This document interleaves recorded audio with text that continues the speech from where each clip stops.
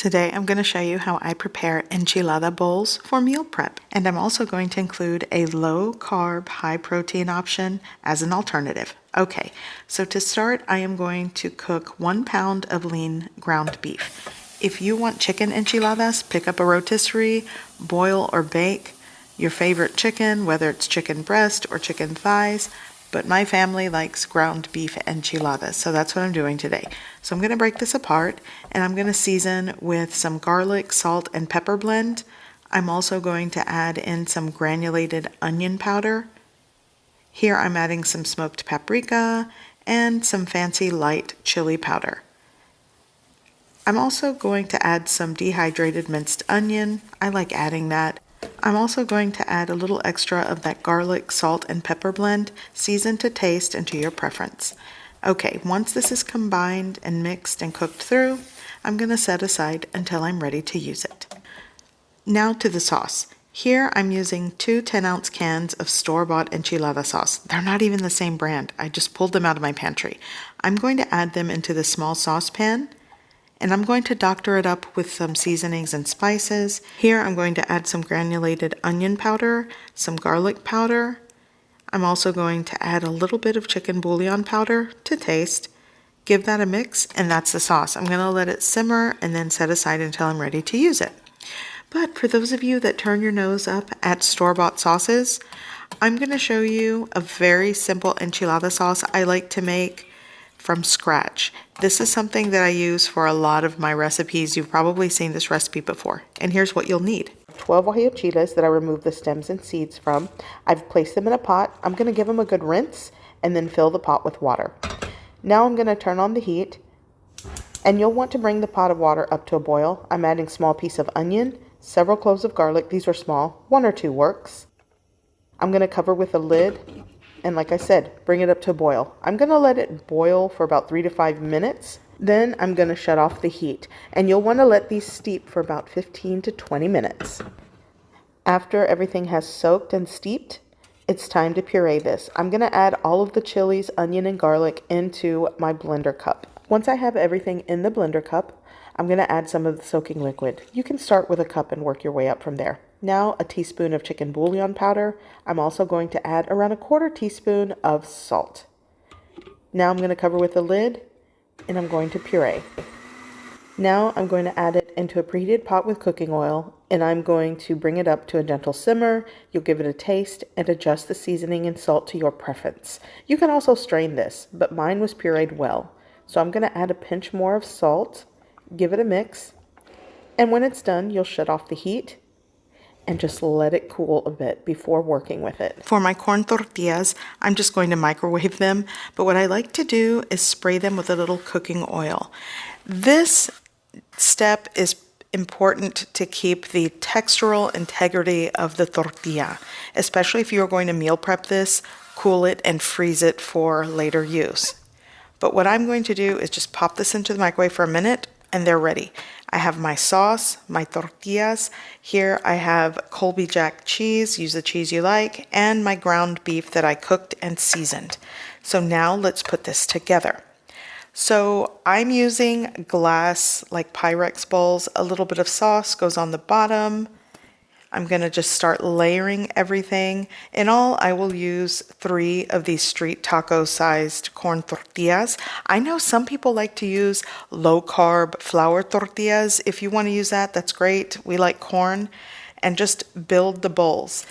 I can typically get around 5 to 6 of these bowls with the ingredients that I made, and my family loves it when I make these, so they have lunch or dinner the next day. And like I said, you can definitely freeze it. Just make sure you're using freezer-friendly meal prep containers, and it'll all work. You just want to make sure before you pop it into the freezer that everything is sort of room temperature.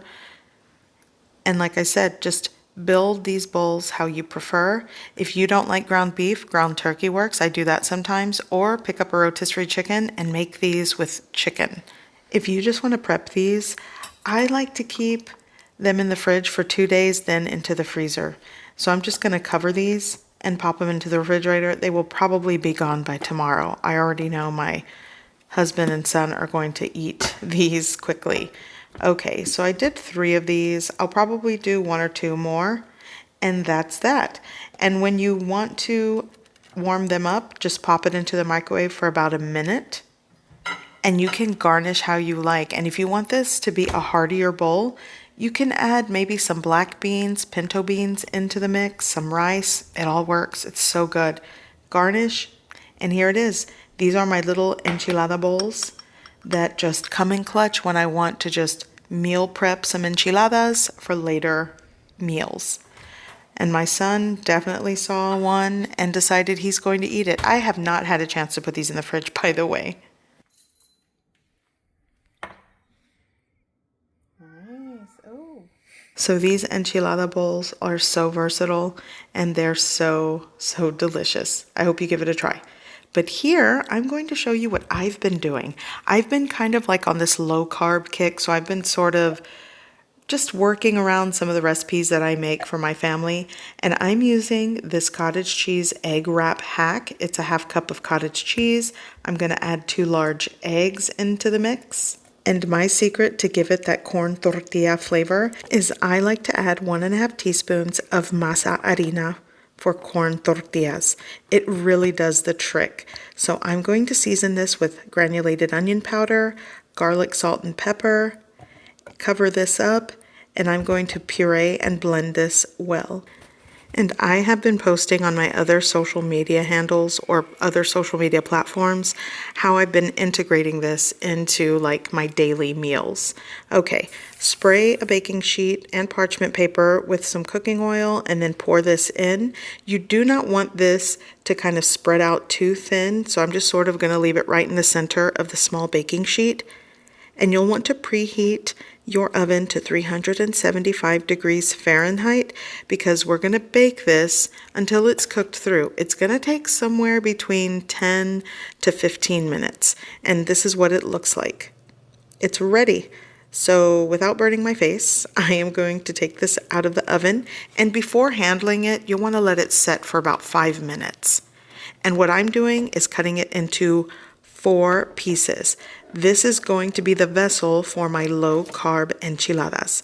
Okay, so just carefully take that off of the baking sheet, right onto my plate, and I measured out 2½ ounces of that seasoned ground beef. If you are counting calories, carbs, and things like that, you kind of have to start like weighing and measuring your food.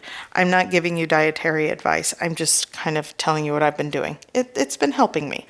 So I'm going to roll 3 more of these, and this is kind of what they look like. And it really does help when you want something high protein, low carb, and you know, it's a great alternative. Okay, here they are, 4. And what I'm going to do is sprinkle on 1 ounce of Colby Jack cheese that I shredded. And I also measured 2 tablespoons of that enchilada sauce. And this is a meal. I'm going to pop this into the microwave for like 30 seconds just to get it melty on top. And this is a great low-carb, high-protein meal. Check this out. I garnished with a little bit of scallion, and it's so good. So I hope you give either one of these recipes a try. I hope you like them, and thanks for watching.